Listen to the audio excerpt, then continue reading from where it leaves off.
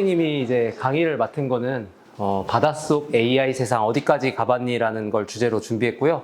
선생님은 대전 삼성초등학교에서 근무하는 한성면이라고 합니다. 다시 한번 인사드리겠습니다. 자, 먼저 바다 하면 떠오르는 게 뭔지 한번 이야기해 볼 친구 있을까요?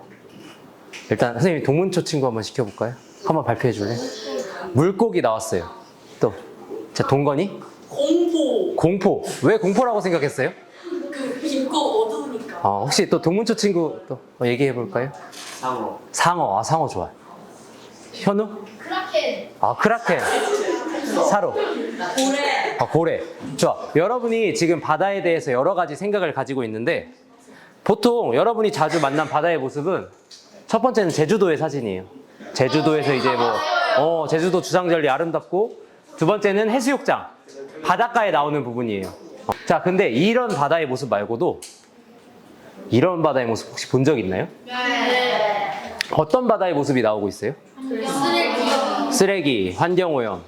일단 여기 새 주변에는 약간 이거는 그물 같은데 폐그물이라고 해서 그물을 못 쓰는 그런 게 쓰레기로 모여서 나온 거고 바닷가에도 해양 쓰레기들이 모여가지고 정리가 되는 걸 확인할 수 있어요, 우리가. 자, 선생님이 이제 2024년에 바다 뉴스 기사를 한번 분석해 봤는데 여러분이 한번 이걸 보고 나서 가장 큰 글씨를 한번 먼저 찾아볼게요. 뉴스 펭귄 들어본 친구? 들어봤다. 자, 뉴스 펭귄은 뭐냐면 새로 생긴 신문 회사예요. 인터넷 언론인데 뭐를 다루냐면 기후 위기, 지구 온난화라든지 환경 오염을 전문적으로 다루는 신문사. 이걸 뉴스 펭귄이라고 해요. 또 다른 사진, 다른 글씨 한번 볼까요? 기억 남는 거? 최고 기온. 우리 지금 오늘 더워요, 안 더워요? 더워요. 6월인데 내일 대구는 35도까지 간다고 하더라고요. 엄청 더운 날씨. 또 다른 보이는 글씨 있을까요? 기후위기. 기후위기 좋아. 딱 선생님이 원하는. 또 중요성. 또 해영화. 좋아. 해양수산부. 해양수산부 등등. 여기 여러 가지 단어가 있는데 보면 어쨌든 바다를 검색해 봤을 때 우리가 해수욕장이나 뭐 즐겁게 노는 그런 장면이 떠오르는 게 아니라 해양 쓰레기나 기후위기 이런 게 연관어로 뜬다는 걸 확인할 수 있어요. 자, 그래서 오늘 이런 다양한 문제를 해결하기 위해서 우리가 바다 그리고 AI를 주제로 함께 공부를 해볼 건데요. 바닷속 AI 함께 떠나볼게요. 먼저 영화 타이타닉 혹시 들어보거나 봤던 친구 있나요? 자, 타이타닉은 있잖아. 1912년에 엄청 큰 배였는데 이게 빙산이랑 충돌했어요. 빙산은 다 알고 있나요? 네. 바다 위에 얼음으로 둘러싸인 산이야. 3시간 만에 1,514명의 사상자가 발생했고 세계 최대 해난 사고. 그 이후로 사람들이 느낄 때 배를 타면 사고가 나면 우리가 살 수 없구나, 위험하구나라는 걸 항상 생각하게 됐어요. 자, 여러분은 이 배, 큰 배, 타이타닉이나 일반 배를 운항하기 위해서 어떤 사람이 필요한지 알고 있는 친구 있나요? 배를 운항하기 위해서. 준용이? 선장, 좋아, 선장. 그 다음. 선장만 있으면 될까요? 사로? 공기는 이제 우리를 감싸주니까. 보면 첫 번째 선장이 필요해요. 선장은 우리 학교에 교장 선생님이 계시듯이 배를 전체적으로 총괄하고 관리하고 운전하는 사람을 말해요. 그리고 나서 배에 보면 기계들이 엄청 여러 가지가 있거든요. 그걸 다루는 기관사가 있고, 세 번째는 항해사. 선장을 도와가지고 배를 운전할 때 도움을 주는 항해사 등 많은 사람이 필요해. 근데 이 배를 운항할 때 자율주행 기술 들어봤나요, 얘들아? 친구들? 자율주행 기술 들어봤죠? 이 자율주행 기술이 배에 접목된다면, 같이 한다면 어떻게 될 것 같아요? 편해져요. 또 위험해. 또 어떻게 될 것 같은지 한번 말해볼 친구. 일단 자율주행 기술이 뭐다 한번 말해볼 친구 있나요? 자율주행 기술. 친구가 한번 얘기해볼래? 자동으로 주행하는 거. 사람이 있어도 되고 없어도 되고. 자, 그럼 선생님이 영상을 하나 준비했는데 한번 같이 봐볼게요.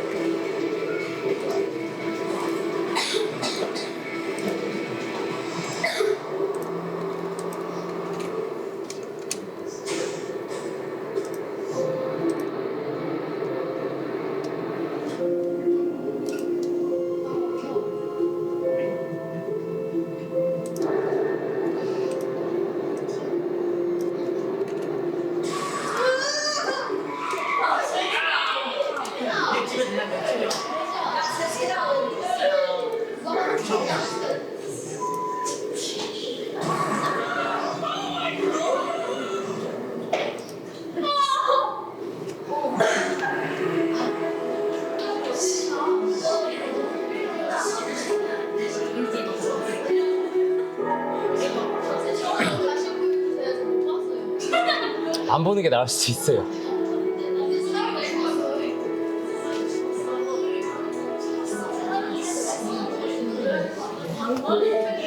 자, 우리가 방금 본 광고의 내용 한번 얘기해 볼 친구.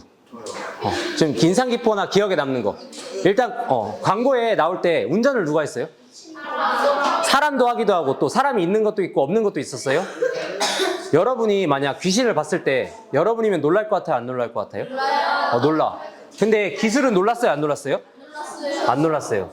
자, 그래서 우리가 이렇게 자율주행 기술을 한번 같이 선박에 들어오면 어떻게 될지 공부해 볼 건데, 자율운행 선박은 뭐냐면 선박 스스로 주변 상황을 인지하고 제어하여 운항하는 기술이에요.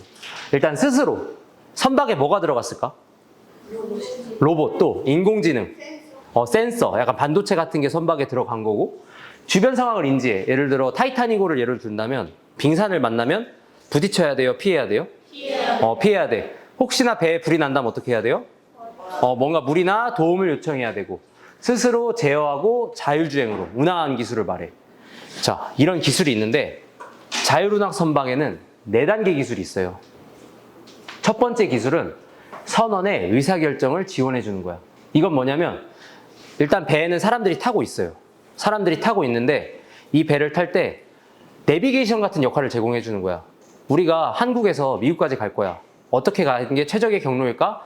이 길로 가면 배를 안 충돌하고 갈 수 있어요. 라든지 내일 날씨가 어때? 내일은 날씨가 어떠니까 물고기를 잡을 때 좀 조심해요. 라든지 이런 식으로 빅스비나 집에 있는 것처럼 지원을 해주는 거예요. 2단계는 선원이 승선하는 건 맞는데 비상운항 상황만 개입해. 이건 뭐냐면 평상시엔 사람이 할 게 없어. 사람은 타서 관리만 하면 돼.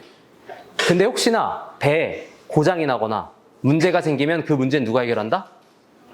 사람이 해결한다. 사람이 해결한다. 세 번째는 사람이 아예 안 타. 그리고 장애 예측 진단이 자동화되는 거야.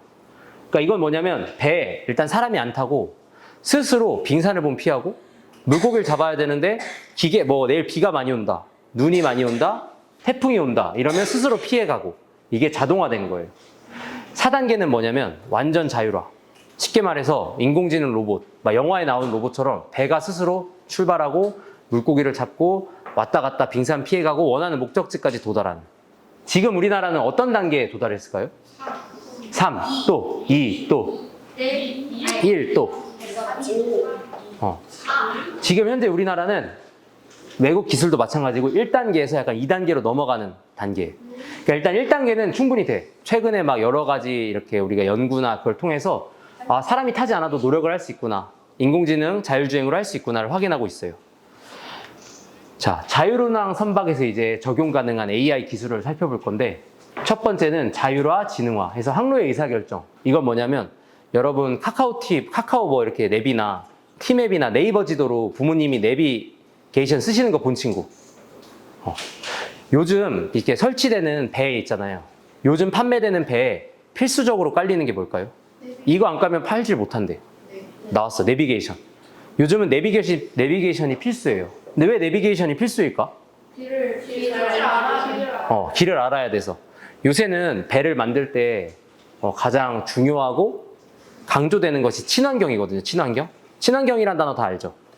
예를 들어 내비게이션이 작동을 하면 원하는 위치로 최적의 경로로 가기 때문에 기름이 다른 것보다 조금 들어. 그래서 환경을 좀 더 아낄 수 있다는 이런 개념인 거예요. 자, 두 번째, 원거리 통신. 선박이랑 육상이랑 네트워크인데 이따 선생님이 사진을 하나 보여줄 건데, 대전에 삼성중공업이라는 배를 만드는 회사가 있어. 연구소가 대전에. 그리고 그거에 맞춰서 이렇게 다른 밑에 경상도 지방 거제도에 삼성중공업의 조선소가 있어. 대전에서 거제도까지는 한 250km 되거든요. 거기를 서로 원격으로 무선으로 연락해가지고 배를 조종할 수 있는 기술이 있는 거예요. 세 번째는 안전보안 해서 화재랑 침수사고를 초기에 대응하고, 네 번째는 선내 네트워크라고 해서 선박의 생산, 정보 수집, 저장. 그래서 이건 이런 경우에요. 보통 우리가 5월에 가면, 6월에 가면, 7월에 가면 우리가 날씨를 스스로 기억하죠. 7월에 날씨가 어때요? 더워. 8월에는? 11월, 12월에는? 추워. 그 날씨를 우리가 알듯이 배도 이 위치에 가면 이 정보가 저장되어 있고, 저 위치에 가면 저 정보가 저장되어 있고, 이거를 계속 활용하는 거예요. 자, 아까 말했지만 요새는 AI, 내비게이션이 바닷속에 최적의 경로를 제공해서 편하게 친환경으로 갈 수 있는 걸 확인할 수 있고요. 두 번째로는 선생님 설명한 거 내비게이션 의무화. 세 번째, 우리가 사람이 운전하는 것보다 자율주행으로 배가 운전하면 해양사고 감소율이 75%나 줄어든대. 왜냐하면 밤에 솔직하게 너희가 밤새서 막 놀아본 적은 있죠? 밤새서 공부해 본 적 있어요? 없죠. 선생님도 막 군 생활을 하면서 밤을 새 본 적이 있는데 솔직하게 밤을 새면서 졸면 안 되지만 졸려서 졸아. 배를 운전하다가도 너희가 배를 운전한다 생각해서 새벽 4시까지 운전을 해. 앞에는 까만색 불만 보여. 그러면 잠이 올까 안 올까? 잠이 안 올 수도 있지만 선생님은 올 수도 있다고 생각을 해요. 근데 인공지능이 운전을 하게 된다면 잠이 안 오기 때문에 해양사고가 줄어들 수 있고, 아까 말했지만 내비게이션으로 최적의 경로로 가기 때문에 온실가스가 줄어들고 운영 비용도 절약되는 걸 확인할 수 있어요. 자, 이 배는 이제 이지고라는 배예요. 이지고. 자, 이게 이지고라는 배예요. 이제 삼성중공업이라고 해서 여기 출발 위치는 대전. 대전에 대덕연구소에 삼성중공업 연구소가 있어. 그리고 거제도에 삼성중공업 이제 조선소가 있어요. 배를 만드는. 이 이지고가 대전에서 삼성중공업 사람이 타지 않은 상태에서 자율주행으로 이동을 하는 거야. 혹시 알티노 조종해본 친구? 이제 우리 삼성초 친구들은 알티노라는 로봇을 조종해봤는데, 우리가 알티노를 조종할 때 알티노가 내 스마트 패드랑 근처에 있어야 돼요? 멀리 있어야 돼요? 근처. 근데 얘는 이제 250km라는 거리를 가도 블루투스로 연결이 된다는 개념이에요. 그러니까 엄청난 기술인 거지. 자, 이제 선생님이 그 다음 영상 한번 보여주겠습니다. 운전자 없이 다니는 자율주행 자동차, 먼 미래에나 가능할 것 같았던 일이었지만요. 지금은 미래 자동차 산업에 꼭 필요한 핵심 기술 중 하나로 부상했죠. 그런데 이제는 자율주행 자동차를 넘어서 선장 없이 다니는 무인 선박도 머지않아 우리나라 해상 곳곳에서 만나볼 수 있을지도 모릅니다. 무인 선박 시험 운항을 시작한 지 1년여 만에 안전요원조차 타지 않는 완전 무인화 테스트를 최근 성공했거든요. 선박의 레이더와 센서 그리고 카메라를 통해 속도와 방향을 스스로 정한다는 이 무인 선박. 바다 곳곳에 떠있는 양식장 부표는 물론 마주오는 어선 등 장애물까지 모두 피하며 바다 환경 탐사 임무를 수행해냈다고 해요. 시간 이상, 30km 이상의 그 거리에서 사람이 안 탄 상태에서 신증을 했다는 것이 앞으로 상용화를 하더라도 충분히 쓸 수 있다는 것을. 앞으로 2년 동안 야간 항해나 군직 운항 등 무인 선박의 안전성을 더 확보할 수 있도록 다양한 테스트가 진행될 예정이고요. 내년 초쯤엔 무인 선박의 실증 결과를 검증하는 안전성 용역도 마무리될 예정이어서 무인 선박 상용화와 시장 확대에도 도움이 될 것으로 기대하고 있습니다. 무인 선박이 상용화된다면 어업계와 접목시켜 고령화나 근로자 부족 문제와 같은 고충도 해소할 수 있을 텐데요. 이러한 무인화, 자율화 실현을 위해서 지금보다 훨씬 더 정확해지고 안정적이어야 하는 것이 있습니다. 바로 위치 정보예요. 10m 정도의 오차범위라도 무인화 운행 중에는 빠른 대응이 어렵기 때문에 사람이 직접 운행할 때보다 더 큰 문제가 발생할 수밖에 없을 텐데요. 특히 망망대해를 항해하는 선박의 경우 눈으로 확인할 수 있는 지형 지물이 없기 때문에 위치 정보가 더욱더 중요할 수밖에 없어요. 사람의 도움 없이 바다 위에 떠있는 배의 위치만을 활용해 자율 운항을 하고 자동 정박, 충돌 회피 등 다양한 임무를 안전하게 수행하기 위해서는 오차범위를 최대한 적게 줄여서 정밀도를 더 높여야 하는데요. 해안에서도 측이 정확도를 센티미터 수준으로 향상시키는 기술이 지난해부터 우리나라에서 개발되고 있습니다. 해양 PNT 연구단이 개발 중인 센티미터급 해양 정밀 PNT 기술 개발 사업인데요. 이 연구에서는 해안에서 100km 이내에서 오차범위 10cm 이하의 높은 정확도를 확보할 수 있는 기술 개발이 이루어지고 있고요. 정확한 위치 정보 제공은 4차 산업혁명 시대를 맞아 자율운항 선박을 포함한 항만 자동화역, 수로 측량, 해상 드론에 이르기까지 다양한 해양 분야에서 활용될 전망이래요. 자, 여기까지 일단 보고, 어쨌든 이렇게 자율주행 기술이 적용되고 있는 사례를 봤습니다. 자, 두 번째는 해양 쓰레기예요. 해양 쓰레기가 바다에 플라스틱이 쌓여 있고, 거북이의 코에 플라스틱 빨대가 낀다든지 비닐봉지가 낀다든지 이런 문제가 있는데, 선생님이 우리나라에 이제 깨끗한 바다가 없다는 영상 한번 같이 보고 이야기 나눠보겠습니다. 한국의 바다가 있습니다.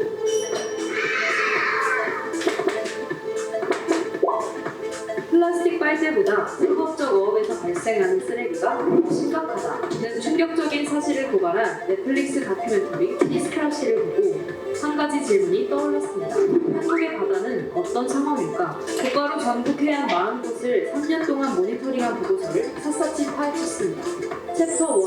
제일 많은 쓰레기.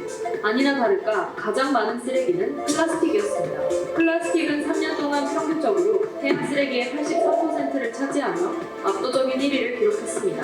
무게를 기준으로 해도 마찬가지였죠. 뭐지? 한국은 플라스틱 빨대가 어업 쓰레기보다 많은 건가? 이런 생각이 드셨나요? 아직 결론을 내리기 어렵습니다. 핵심은 지금부터니까요. 챕터 2. 더 자세히 나눠봤다. 플라스틱은 4개 유형으로 나눌 수 있습니다. 밧줄, 끈으로 대표되는 섬유형 플라스틱, 스티로폼 부표와 용기로 대표되는 발포형 플라스틱, 음료수병과 뚜껑으로 대표되는 경질형 플라스틱, 비닐봉지, 라면봉지로 대표되는 필름형 플라스틱입니다. 댓글에서 지적해주신 대표적인 어업용 쓰레기 그물과 밧줄도 플라스틱으로 분류된다는 걸 확인할 수 있습니다. 3년 동안 가장 많이 발견된 플라스틱은 어업용 밧줄이었습니다. 그 다음엔 스티로폼 부표가 부서지면서 생기는 발포형 파편, 각종 뚜껑과 경질형 파편, 스티로폼 부표, 비닐봉지 순이었습니다. 이걸 다시 발생 원인에 따라 분류해보면 어업용 밧줄, 스티로폼 부표 등 어업에서 발생하는 쓰레기가 총 27.6%, 음료수병과 각종 뚜껑, 라면 봉지 등 생활 쓰레기가 총 32.9%였습니다. 한국의 해안에서 발생하는 쓰레기는 생활용이 어업용을 살짝 웃도는 수준이라는 것이죠. 챕터 3. 섬은 조금 달랐다. 작년에 처음 모니터링을 시작한 섬 20곳은 결과가 조금 달랐습니다. 플라스틱 쓰레기가 가장 많다는 건 해안과 똑같지만 섬이라는 지형적 특징 탓에 스티로폼 부표와 어업용 밧줄이 55.8%로 절반 이상을 차지했습니다. 챕터 4. 쓰레기는 더 있다. 지금까지 살펴본 건 해안 쓰레기일 뿐입니다. 지난 3년 동안 수거한 해양 쓰레기 중 68.6%가 해안에서 발생한 쓰레기라면 25%는 바다에 가라앉아 있는 친적 쓰레기, 6.4%는 바다 위를 떠다니는 고유 쓰레기였습니다. 작년 한 해 동안 주요 항만에서 건져올린 친적 쓰레기가 3,191톤이었죠. 정부는 해양 플라스틱을 절반 이상 줄이는 걸 목표로 2025년까지 모든 스티로폼 부표를 친환경 부표로 교체하겠다고 밝혔지만 폐기된 스티로폼 부표를 어떻게 처리할 것인지에 대한 대책은 구체화되지 않았습니다. 자, 여기까지 보면 어쨌든 해양 쓰레기가 엄청 많다는 사실을 우리가 확인할 수 있어요. 그래서 아까 막 우리가 모니터링을 해본다고 하는데 우리 섬 같은 데는 모니터링을 어떻게 할 수 있을까? 편하게? 사람이 일일이 가는 게 가장 편할까요? 여러분도 약간 봤을 수 있는데 활용할 수 있거나 조종하는, 하늘을 나는 드론. 지금 부산에서는 드론으로 드론을 활용한 AI로 해양 쓰레기를 모니터링하고 있대요. 그래서 부산의 바닷가, 관광객들이 많이 오는 바닷가 4곳을 한 달에 2번씩 드론을 활용해서 해양 쓰레기 데이터를 수집하는데 1년 정도 하다 보면 한 40만 장 정도가 쌓인대. 이걸 바탕으로 기술로 종류별로 분류하고 이 바다에서는 플라스틱 쓰레기가 많네, 이 바다에서는 어구가 많네, 이런 걸 해서 그 관련된 안내판을 붙이기도 합니다. 그 다음에는 이제 해양 쓰레기 수거 로봇 이걸 개발하기도 해요. 이제 이 로봇 안에는 AI, 칩이 들어가 있고 GPS가 들어가 있어요. 그래서 미국에서는 별명이 미스터 휴지통이라 불리기도 하고 영국에서는 쓰레기 수거 상어 로봇이라고 불리는데 우리가 생활하면서 쓰레기를 많이 만들면 예를 들어 우리 대전에 갑천 흐르는 거 알죠? 갑천에서 결국 막 서해로 이제 물이 흘러나가는데 그 전 항만에 물이 나가기 전에 항구에서 가기 전에 이 로봇 같은 걸 해서 원격 조종 자율 이동을 해서 얘가 쓰레기를 수거하는 거야. 근데 이 안에서 이제 여러분이 보듯이 기술을 종류별로 분류해가지고 플라스틱이나 다른 캔 같은 거를 분류하는 기술까지 들어온다고 합니다. 우리나라의 현재 평균 14만 톤이 넘는 해양 쓰레기가 나옵니다. 하지만 수거되는 건 그 절반도 되진 않는데 좁은 곳에서도 해양 쓰레기를 처리할 수 있고 원격 조종이 가능한 무인 청소 로봇이 개발됐습니다. TJB 장성영 기자 취재했습니다. 많은 선박들이 정박해 있는 서천 홍어남. 플라스틱과 스티로폼 등 쓰레기들이 조류나 파도에 실려 항폭으로 밀려들어 좁은 공간에 쌓여 있습니다. 미관상 좋지 않을 뿐더러 해양 생태계를 심각하게 교란시키지만 수거율은 40%도 못 미치는 실정입니다. 생산기술연구원이 충남도와 협업해 해양 쓰레기 수거 무인 로봇을 개발했습니다. 선박과 선박, 방파제 사이를 돌아다니며 쓰레기를 삼키는 250kg급 무인 청소 로봇. 한강과 있는 해양 환경 속에서도 1.2m/s 속도로 최대 6시간 운용이 가능합니다. 쓰레기가 밀집된 좁은 구역에서는 1km 이상 떨어진 곳까지 원격 조종이 가능하고 넓은 구역에서는 자율주행이 이뤄집니다. 그동안 해양 고유 쓰레기 문제를 해결하기 위해 다양한 시스템 개발이 추진됐지만 항포구에 특화된 수거장치 개발은 처음입니다. 넓은 구역에서는 스스로 GPS 기반의 항법 시스템을 활용해 자율적으로 이동하며 작업을 수행할 수 있고, 특히 부장교, 로프 등이 다수 점포하는 소형 항포구에서 원활한 이동이 가능한 형상으로 설계 제작되었습니다. 수거로봇 시제품은 무게, 속도, 운용시간, 통신거리 전 항목에서 목표 성능을 만족시켰고 홍원항에서의 실증 시험을 거쳐 충청남도에 이관됐습니다. 사람이 인력이 닿지 않은 곳에는 항상 쓰레기가 항상 쌓여 있고 수거하기가 굉장히 어려웠던 부분인데 수거 로봇을 운영을 해서 수거를 할 수 있으니까 해양 쓰레기를 저감할 수 있는. 연구팀은 항포구뿐 아니라 부서 지역과 절벽, 동굴 등 사각지대에도 활용 범위를 넓힐 계획입니다. TJB 장서경입니다. 그 다음에는 이제 새로운 기술인 AI 차단막에 대해서 말해줄게요. 일단 차단막이 뭘 것 같아요? 딱 들어보면? 차단하는 거. 그래서 막 차단막이라고 해서 약간 뭐 천막 같은 걸로 해서 막아주는 역할을 하는 건데, 아까 우리가 영상도 봤지만 해양 쓰레기의 60%는 하천에서 유입되는, 하천에서 누가 주로 사용하는? 사람들이 사용하는. 기존에는 부잔교라든지 오탁 방지망이 많았는데 많은 양을 막지 못해요. 근데 이 AI 차단막은 스스로 높낮이를 조절하고 쓰레기 양에 따라 100톤까지 막을 수 있다고 합니다. 그리고 AI가 실시간으로 모니터링해서 양이나 종류까지 판별할 수 있다고 합니다. 한번 봐보겠습니다, 같이. 지난 8월 폭우로 물이 넘쳐난 한강공원의 모습입니다. 나뭇가지와 스티로폼 등이 뒤엉켜 떠다니고 널찍한 담요도 보입니다. 한강물이 서해로 연결되는 인천의 불포천에도 각종 쓰레기들이 넘쳐납니다. 차단막이 있지만 역부족입니다. 하천에서 유입되는 쓰레기는 전체 해양 쓰레기의 60% 수준, 전체의 절반이 넘습니다. 하천에서부터 쓰레기를 막기 위해 부장교와 오탁 방지망 등 여러 차단막들이 설치되고 있지만 수위가 높아지면 쓰레기가 넘치고 많은 양의 쓰레기에 견디지 못한다는 단점이 있습니다. 국내 연구진이 이런 문제점을 해결할 수 있는 차단막을 개발했습니다. 새로 개발된 차단막입니다. 하천 수위에 따라 높낮이 조절이 가능하고 최대 100톤의 하중까지 견딜 수 있습니다. 기존보다 더 똑똑하고 튼튼하게 만들어진 건데, 특히 인공지능 AI가 실시간으로 모니터링도 합니다. 차단막 양 끝에 설치된 카메라로 AI가 쓰레기의 양과 쓰레기의 종류까지 판별해 알려줍니다. 저희가 계획되어 있는 연구 성과대로 나오게 된다면 기존의 차단막보다 저렴하게 현장에 설치할 수 있을 것으로 예상하고 있습니다. 연구진은 앞으로 차단부터 분별, 쓰레기 수거까지 하는 기술도 개발할 계획입니다. 이번에 개발된 차단막은 오는 12월 공주의 유부천에서 실증 연구를 거친 뒤 다른 하천으로 확대 적용될 예정입니다. SBS 현웅길입니다. 자, 이제 바다에 우리가 기술을 막 여러 가지를 봤어요. 그런데 거기서 한 번 더 나아간다면, 너희 노예선 아니, 노예선? 노예선 들어본 친구. 노예선은 뭐냐면 배에서 선원들이 물고기를 잡잖아. 근데 잠도 못 자고 막 강제로 시키는 거야. 근데 이게 AI 기술이 노예선을 찾아낼 수가 있대요. 어떻게 찾아낼 수 있을까요? AI 기술로 어떻게 노예선을 찾지? 바다에 다 떠다니는 건데. 그래서 실제 연구 결과 456만 척의 전체 어선이 있는데, 국제 연구팀이 14에서 25%가 이거 노예선이라고 특정을 했대. 보지도 않고. 어떻게 확인했을까요? 그러니까 AI에 어떤 기술을 활용했을까요? 자, 일단 2012년부터 18년까지 전 세계 어선에 16,000척을 분석했는데, 우리 뭐 GPS 같은 거 할 수 있으니까 위치를 식별하고 이동 경로 확인하고 카메라로 고해상도로 이미지 보고 고해선 적해선 감지를 했는데, 노예선, 이렇게 노예를 강제로 하는 어선에서 공통점이 4가지가 발견됐대. 그 4가지가 뭐가 있을까? 일단 너희가 딱 생각을 해보면, 배가 일하는 시간이 어땠을까? 배가 일하는 시간 길어. 또 배가 육지 근처에서 일했을까? 육지에서 멀리 일했을까? 육지에서 멀리. 자, 잘 안 해. 자, 확인해보자. 첫 번째는 긴 어업 시간이야. 우리가 일을 길게 하게 되면 훨씬 더 이렇게 노동 시간이 많아지는 거고, 항구에서 멀리 가고 항해도 훨씬 많이 하는 거야. 다른 배가 뭐 한 주에 10번 한다고 치면 노예선은 20번, 30번 하는 경우가 있고, 또 높은 엔진을 출력해. 높은 엔진을 출력한다는 거는 계속 엔진을 출력해서 일을 한다는 소리예요. 이렇게 최소 2300척에서 4200척까지 갔는데, 우리 너희 뉴스 중에서 동해 중국어선의 오징어 잡이배 뉴스 본 친구 있나요?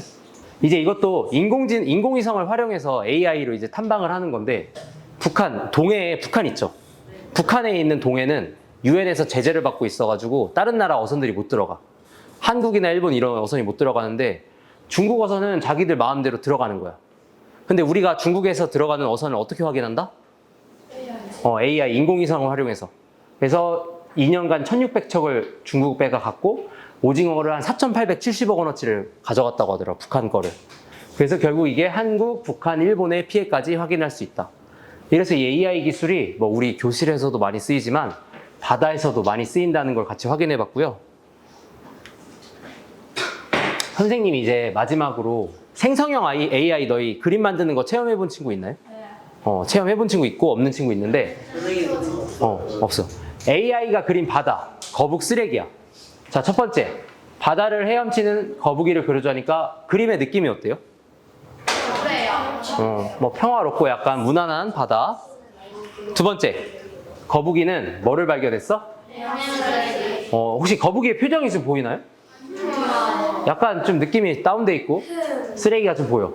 세 번째, 6년, 5년 후에도 해양 쓰레기는 그대로야. 해양 쓰레기가 더 늘어난 거야. 그러니까 주변에 쓰레기가 어때?